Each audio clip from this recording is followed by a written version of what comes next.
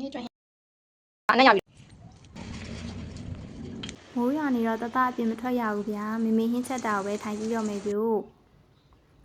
အိုးထဲကိုစီထည့်ပါမယ်စနွန်းလေးနဲ့ငယ်ထည့်ပါမယ်ပြီးရင်တော့စီတက်ပါမယ်ရှင်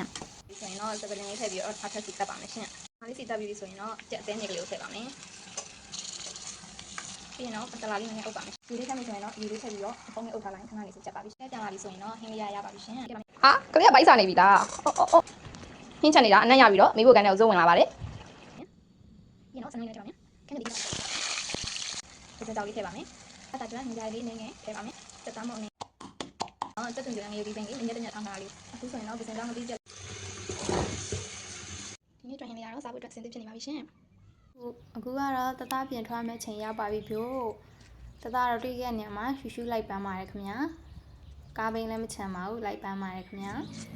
မြေကြီးကိုရက်ပါတယ်ဘာမှတော့မလုပ်လိုက်ဘူးဒရမာခင်းသွားပါတယ်ရှောက်လိုက်ပါတယ်အဲ့ဒီကောင်တီတီလေးကရှူပန်းပါတယ်ဘိန်းကိုသေးပန်းနေပါတယ်ခင်ဗျာနေပန်းနေတွေ့ခဲ့နေမှာပန်းပါတယ်အဲ့ဒါကတော့မိုင်လို့ရဲ့ပေါ်တာ